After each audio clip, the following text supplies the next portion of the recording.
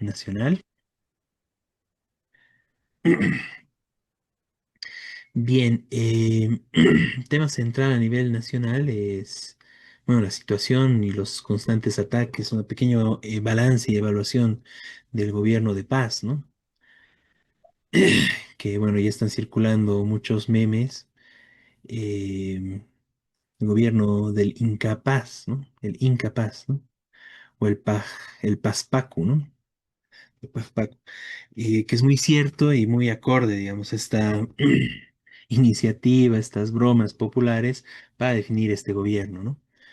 Em, bueno, lo que tenemos en general con el gobierno de paz es toda una serie de, bueno, de desaciertos, ¿no? Me parece muy importante comenzar señalando el tema de que es muy importante y bueno, se ha discutido bastante alrededor de esto, pese a que esta última semana estuvo un poquito desaparecido Lara, que antes estaba siempre de una u otra forma en los titulares, con uno u otro hecho. Pero es importante reconocer eso, ¿no? O sea, Paz jamás hubiera sido presidente del país de no ser Lara, ¿no? Y de entrada lo que hace al asumir el poder es prácticamente desconocerlo a Lara, ¿no? Lo relega, nombra un viceministerio para el viceministerio de Coordinación Legislativa, donde lo mete a un ex viceministro de Áñez, además de Yapa, ¿no? Pero básicamente que con eso lo que busca es desconocer, de hecho, la vicepresidencia y los roles de la vicepresidencia, ¿no? Pasar por encima del vicepresidente, ¿no?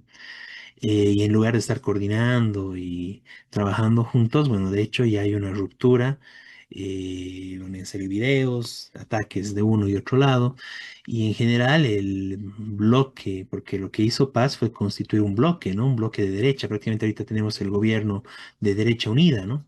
Donde está metido Doria Medina, de hecho, con mucha fuerza, con mucho peso, pero también Tuto Quiroga, también Manfred Reyes Villa, y ese es el respaldo parlamentario, además con el que trabajaba Rodrigo Paz, prácticamente del grueso del Parlamento, ¿no? Y en este caso lo que se tiene es eso, ¿no? O sea, una nueva mega coalición como las que hubo en el neoliberalismo, pero de hecho es un gobierno de la izquierda, de la derecha unida, ¿no? En este caso, toda la derecha unida alrededor del gobierno para avanzar en un ajuste, ¿no? Entonces, bueno, todos estos aliados, sus medios de comunicación, están atacándole por todo lado a Lara, ¿no?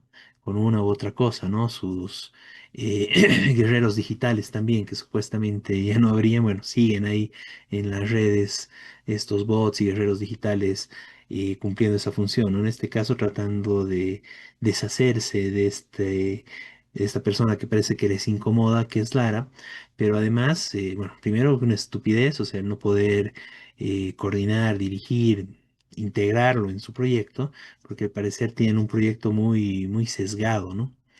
Que no incluyen a nadie más fuera de los viejos tradicionales, ¿no? Porque ahí sí no hubo problemas para incluirlo a Doria Medina, a Tuto, mismo Manfred, etcétera, ¿no? Pero sí, no lo pueden incluir a Lara. Pero aquí hay un tema central en todo esto, ¿no? Que me parece importante y que no va a salir como tal, ¿no? Que es importante señalarlo. En la medida en que la victoria electoral fue gracias a Lara, el voto popular de las elecciones, de forma distorsionada obviamente, pero fue a Lara, ¿no? Buscando el rechazo tanto al MAS, digamos, por toda la crisis económica a la que llegó, pero también el rechazo a todo el neoliberalismo, ¿no? Los viejos neoliberales vendepatrias que vendieron el país, ¿no? Entonces la expresión popular fue por la candidatura que era de la gente menos conocida, de los que no eran políticos tradicionales, y en particular por Lara, ¿no? Y Rodrigo Paz, que no era muy conocido en ese marco, ¿no? Rodrigo Paz, al desconocerlo y al atacarlo y separarse y pelearse con Lara, pues pierde total legitimidad, ¿no? Si bien le mantiene la legalidad de que ya está en el cargo, etcétera, ganó la elección, que es la dupla y no sé qué, en los hechos pasa a ser un presidente ilegítimo, porque la gente que votó por la dupla, votó centralmente por Lara y votó además por una serie bueno, que vamos a avanzar a eso en un momento, de promesas electorales que hizo. Y bueno, Paz se deshace de Lara y se deshace también y incumple sus promesas electorales y de hecho pierde toda legitimidad, ¿no? Desconoce la votación que lo llevó a la presidencia Y bueno, eso realmente ameritaría que, bueno, ¿qué hace ahí, no? Si está desconociendo la elección con la que ganó, si está desconociendo las razones por las que ganó, y además, bueno, es un presidente ya sin legitimidad, ¿no? Ameritaría realmente que se llamen unas nuevas elecciones, ¿no? Y que no continúe de esa forma esta situación. Unas elecciones libres, además, ¿no?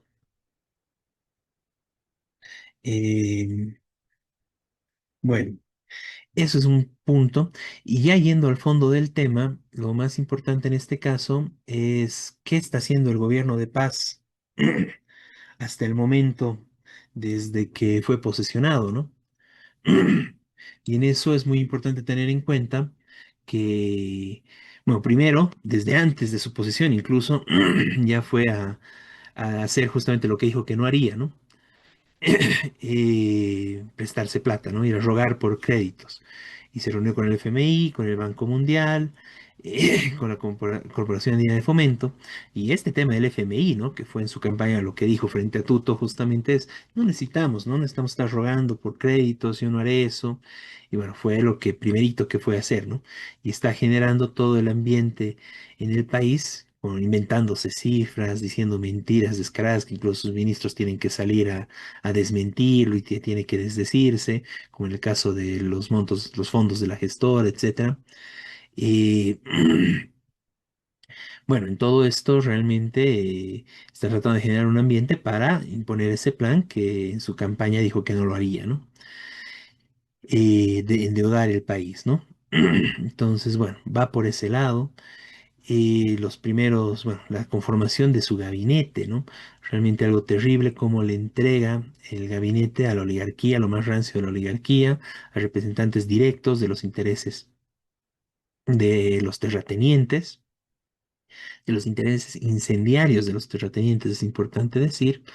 Le entrega a Óscar Justiniano y a Fernando Romero las carteras de desarrollo productivo y planificación de desarrollo. Desaparece el Ministerio de Medio Ambiente y Agua, lo incluye en estas carteras. Y bueno, en los hechos lo que tenemos es de que le está dando toda la potencial incendiaria y el control de lo de incendiario a los mismos incendiarios, ¿no? O sea, básicamente tenemos los ministerios de los incendios de bosques, ¿no? Y va avanzando en ese sentido, ¿no? Las últimas declaraciones es el tema de que en el momento en que en Bolivia la carne está a precios prohibitivos, ¿no? Ha subido, casi se ha triplicado o más el precio de la carne. Y bueno, Rodrigo Paz dice, bueno, vamos a exportar más carne, ¿no? Y esas son las presiones, ¿no? De estos sectores, ¿no? Oligárquicos que, bueno, a vendernos a los bolivianos al precio correcto que pagaríamos las familias bolivianas, prefieren exportarlo la carne y venderla a precio internacional, ¿no? Ahora el tema es, ¿será que esta gente va a meter los dólares a Bolivia? Bueno, los antecedentes que tenemos es de que no, ¿no? Se lo quedan los dólares para ellos hacia afuera y ellos solamente se enriquecen a costa de todo el pueblo boliviano, ¿no? Que no vamos a tener carne, ¿no? Y al gozar ellos de los principales terrenos y territorios de explotación agrícola, que igual fueron adquiridos de forma muy dudosa, ¿no? En épocas de dictadura de Banzer, de García Meza, etcétera, ¿no? Con amiguismos de por medio, como lo que hizo Arce con su hijo recientemente, ¿no? Dándole tierras. Bueno, esa fue la forma en que se adjudicaron todas esas tierras de ese sector, ¿no? Es parte de un proyecto estatal, no es que fueron empresarios que por sus méritos, ahí no, el mérito que tuvieron fue sus contactos con los distintos gobiernos y en particular las dictaduras, ¿no? Y bueno, incluso más antes el gobierno del MNR con su política de crear una burguesía, ¿no? Un empresariado nacional, ¿no? Bueno, ahí de ahí se aparece este sector oligárquico, terrateniente, ¿no? Bueno, estamos con este tema que es un ataque directo contra nuestro medio ambiente, que es un ataque directo contra la economía popular y que va en servicio de darles aún más ventajas y más beneficios a la oligarquía terrateniente, ¿no? Bien, aparte de eso, lo que tenemos es que continúan las constantes amenazas que aún no las está llevando adelante, pero están tratando de generar el ambiente para esto, del gasolinazo, las privatizaciones y la devaluación, ¿no? En el caso de la devaluación ya está avanzando un poco, ¿no? Y bueno, le facilita que haya una crisis tremenda del dólar a nivel internacional, que hizo que realmente haya un proceso inflacionario del dólar, bueno, que se devalúe de hecho el dólar a nivel mundial y eso, bueno, le da un poco de respiro a la moneda boliviana en relación al dólar, ¿no? No en relación a los precios. Pero bueno, al calor de eso bajó un poco la cotización del dólar, pero ya el gobierno está avanzando en estructurar y legalizar eso, ¿no? En avanzar a que haya una devaluación de hecho del boliviano con esta publicación que están haciendo de un precio, bueno, no el oficial, pero una guía, digamos, como dicen, ¿no? Un precio en base a estudios que están realizando, que sería el monto para el dólar paralelo, pero que poco a poco el gobierno está avanzando a que ese sea el cambio oficial del país, ¿no? Entonces ya está avanzando en el proceso de la devaluación, en el tema del gasolinazo, si bien ha logrado de que haya y llegue algo de gasolina y diésel, nuevamente van reapareciendo las filas, hay las protestas sobre todo respecto al diésel y se viene, ¿no? Están anunciando y están viendo cómo implementar e imponer el gasolinazo, ¿no? Y en el medio de todo esto lo que tenemos es que siguen subiendo los precios.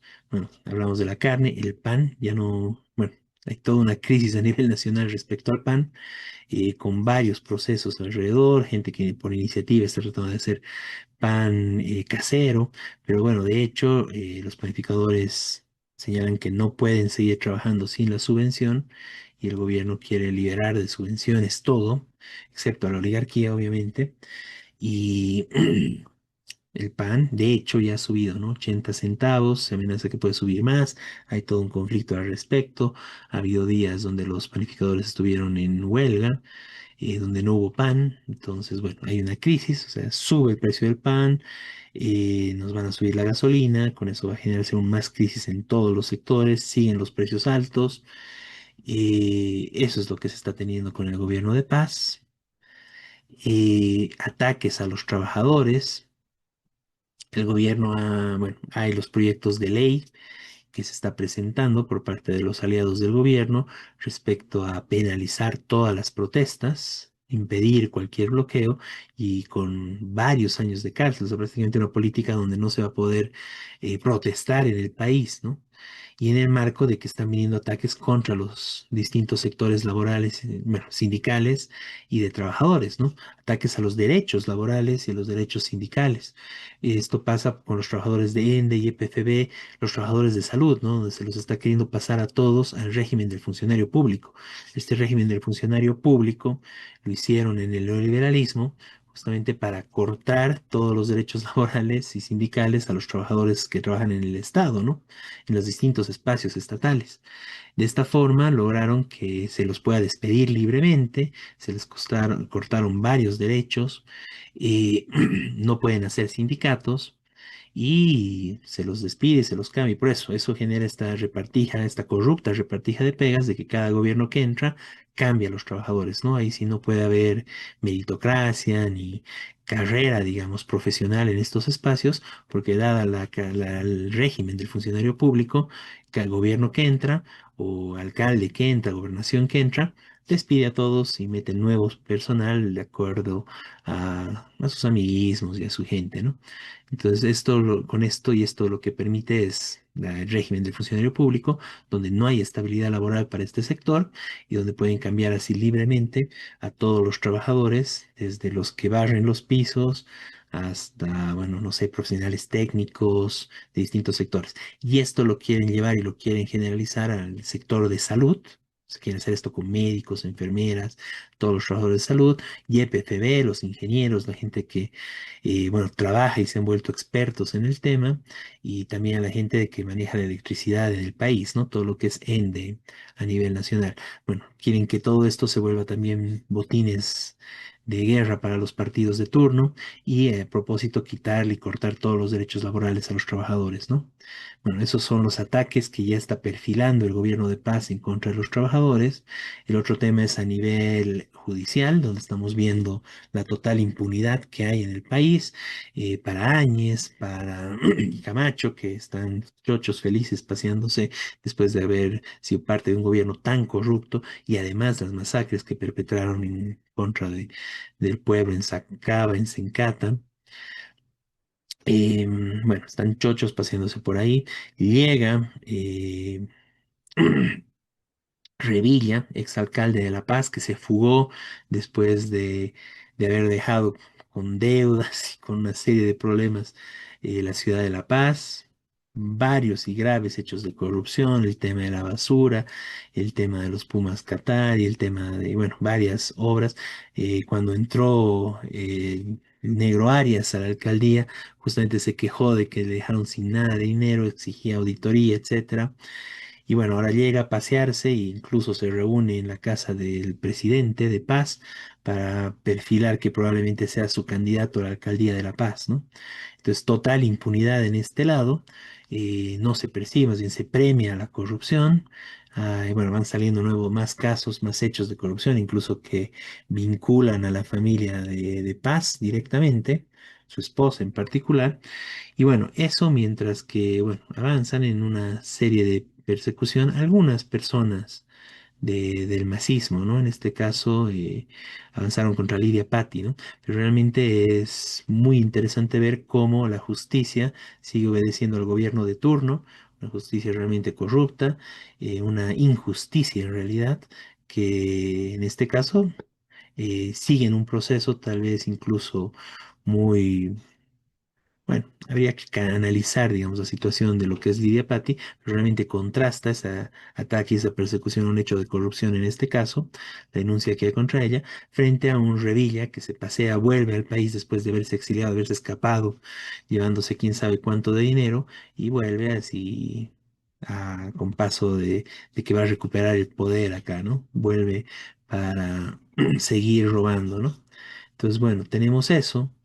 Tenemos la intervención que hace Rodrigo Paz de la Asamblea de Derechos Humanos, la Asamblea Permanente de Derechos Humanos, una institución que, bueno, hace mucho tiempo estaba dividida, que es difícil que se pueda reorganizar por los problemas. Tiene que haber un congreso, hay muchas dificultades, mucha pugna interna entre los sectores, bueno, centralmente Amparo Carvajal, que se metió totalmente con la derecha, y otros sectores independientes e incluso sectores del MAS, ¿no?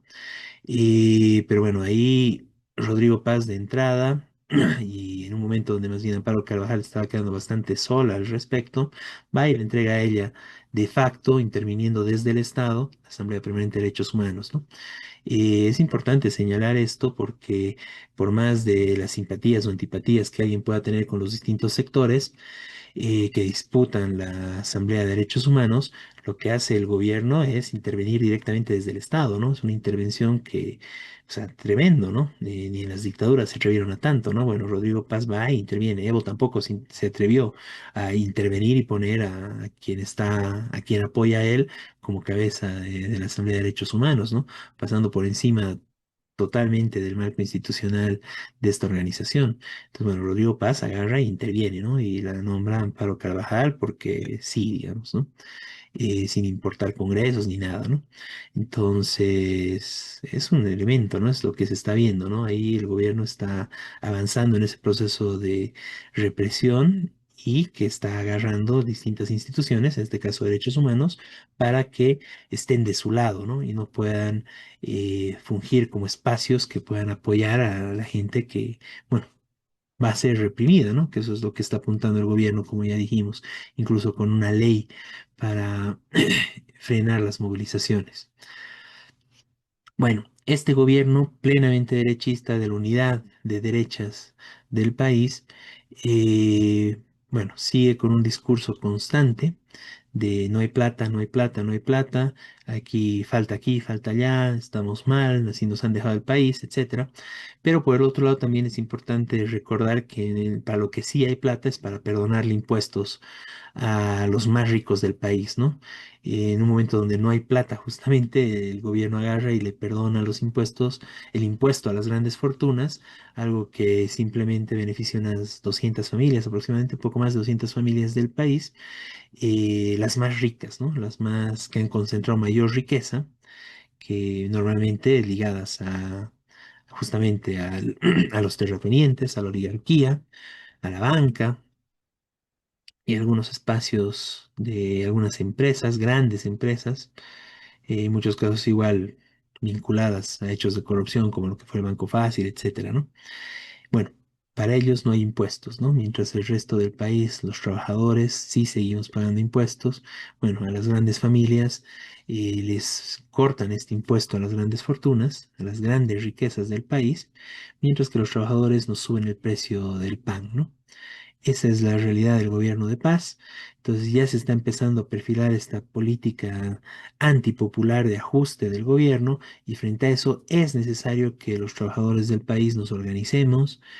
Es muy importante señalar ahí que hubo empleados de los distintos sectores, en particular de la Central Obrera Boliviana, tratando este tipo de temas. Si bien las conclusiones y resoluciones son correctas, de no permitir una serie de medidas de ajustes, no a las privatizaciones, defensa de los distintos sectores, no están en contra de este tema del régimen del funcionario público, no están en contra y apoyar a los sectores que están viendo atacados por esto, defensa del escalafón, del magisterio, etcétera. Pero el problema aquí es de que es necesario ir avanzando hacia un plan de lucha, es necesario comenzar las movilizaciones porque ya hay ataques contra el pueblo trabajador, como estamos viendo. Entonces es importante que se comience con esto, ¿no? Y ahí hay un retraso en este tema de la Central Obrera Boliviana, pese a que fue un planteamiento de algunos sectores, como los compañeros fabriles, ¿no? Entre otros, incluso los mismos mineros, pero bueno, falla todavía en este tema la Central Obrera Boliviana, pero más allá de una movilización en concreto, lo importante y lo que se tiene que ir organizando es un plan de lucha, ¿no? Y un plan de lucha además que incorpore a no solo a los sectores asalariados organizados, sino al distinto a los distintos sectores del país, ¿no? A todos los sectores organizados, a los activistas. Hubo movilizaciones muy importantes sobre el tema del medio ambiente, incluir a todos los compañeros que se están movilizando en esto. Hay una tensión muy fuerte en el movimiento de mujeres y el movimiento feminista respecto a la posibilidad de que haya retrocesos en las leyes en contra de la violencia contra la mujer. Entonces es importante sumar a todos estos sectores. Estamos viviendo un momento donde se viene un ataque antipopular por todos los lugares posibles por parte del gobierno de paz, por parte de esta coalición derechista. Entonces en ese marco es muy importante la máxima unidad, organizar, coordinar, articular y preparar un plan de lucha para derrotar todas estas medidas de ajuste antipopular de este gobierno, ¿no? De este gobierno que se muestra ilegítimo incluso por todas sus acciones y sus primeras decisiones que desconocen incluso la forma en que llegó a la presidencia, ¿no? Entonces, esto es muy importante frente a todos estos ajustes, unidad, organización y un plan de lucha para derrotar este ajuste antipopular del gobierno de paz y su coalición, amplia coalición derechista. No sé, compañeros, si quieren ampliar un poco. No, sí, todo lo que decís es muy importante y es necesaria esta coordinación. Quería agregar, bueno, uno el tema de eso de los pueblos indígenas que se están oponiendo al envenenamiento de ríos, que tampoco este gobierno dice nada, con mercurio, lo que están haciendo las transnacionales chinas, etcétera. Claro, probablemente puede pasar de que terminen entregando la explotación del oro a otras empresas norteamericanas o a saber dónde.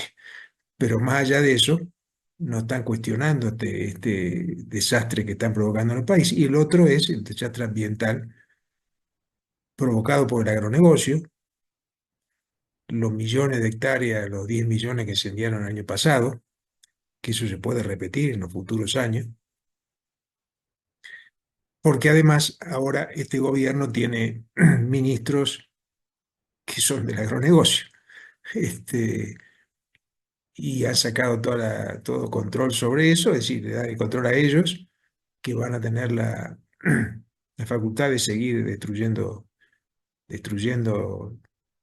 incendiando y además de llevarse la riqueza que después producen, los cultivos que después producen, etcétera. Bueno, son otras cosas de este gobierno que ya está mostrando. Eso no justifica, obviamente, los gobiernos del MAS, del ARCE, que pactaron también con estos sectores, pero esto está empeorando y además en una situación de crisis que vive el país, de crisis económica, que tiende a agravarse. Otra cosa que dijo es, se llevaron la plata de los jubilados y no explica a quién tiene la plata. Bueno, uno, el Banco Fácil, que se quebró y se llevó la plata, no se sabe. Sí, se la guardó. Y después los otros bancos también tienen plata de los jubilados. La mayor parte de la plata de los jubilados fue a los bancos. Eh, entonces dice, ya no hay plata para los jubilados. ¿Y cómo no hay plata de jubilados? Es decir, es un gobierno que favorece a los bancos, obviamente, es una de las mafias empresarias que dominan el país, este, así como el agronegocio, así como las transnacionales, ¿no? Entonces, esto es lo que está haciendo este gobierno. Un gobierno que no está sirviendo a la mayoría del país, sino a la minoría, claramente a la minoría oligárquica, capitalista, transnacional, y depredadora. Y en eso, por eso la coincidencia con Tuto, Quiroga, con Diego Paz, es decir, se coinciden con el Manfred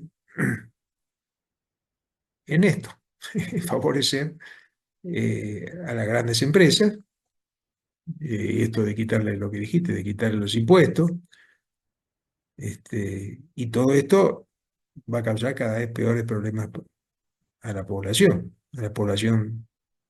trabajadora y pobre. Eso.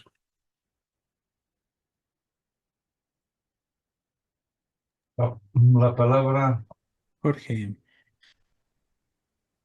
sí, yo quería apoyar lo que dicen con algunos puntitos más, ¿no? Que no podemos dejar pasar. Por ejemplo, la subida del pan.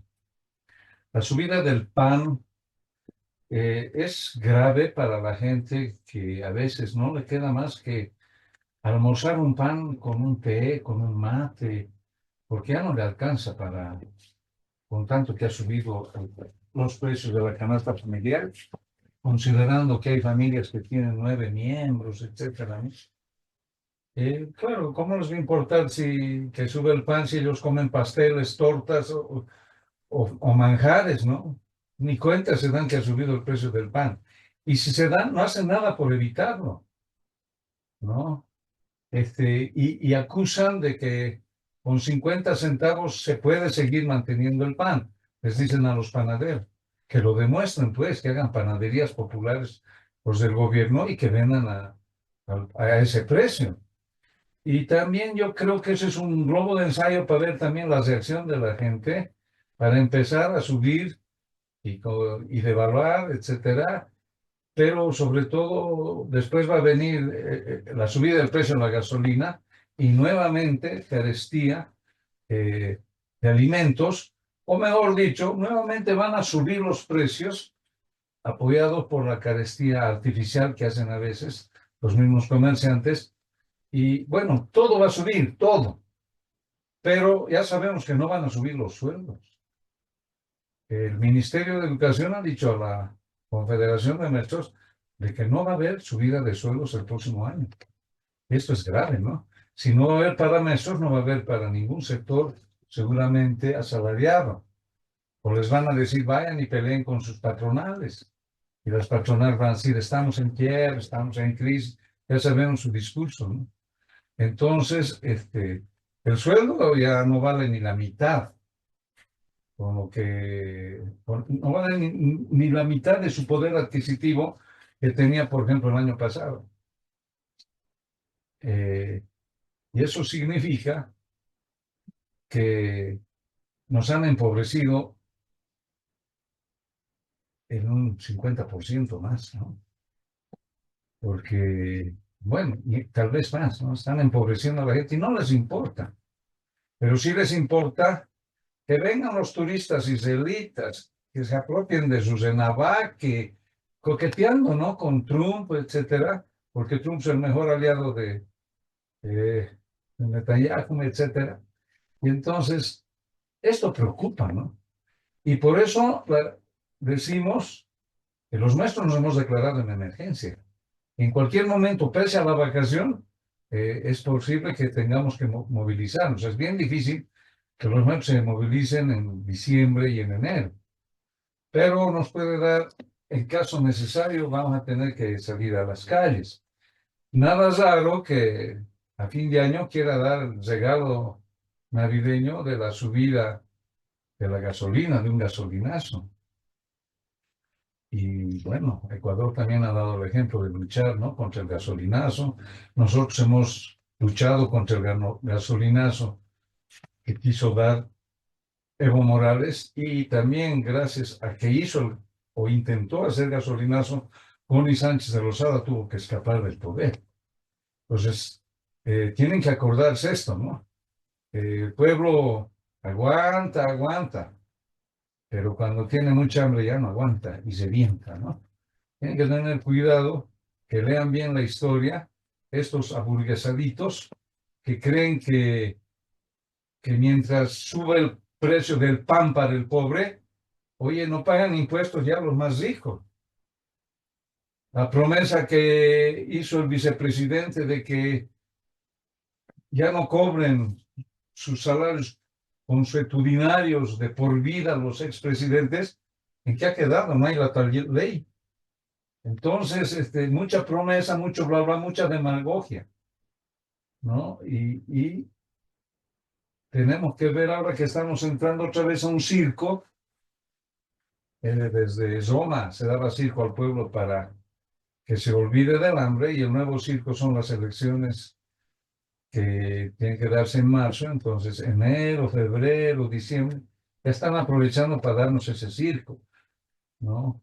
¿Qué tal persona va a ser candidata? ¿Qué tal otra? Pero siempre moviendo a la derecha. Y seguro que no van a permitir que grupos populares accedan a tener su representatividad para las elecciones.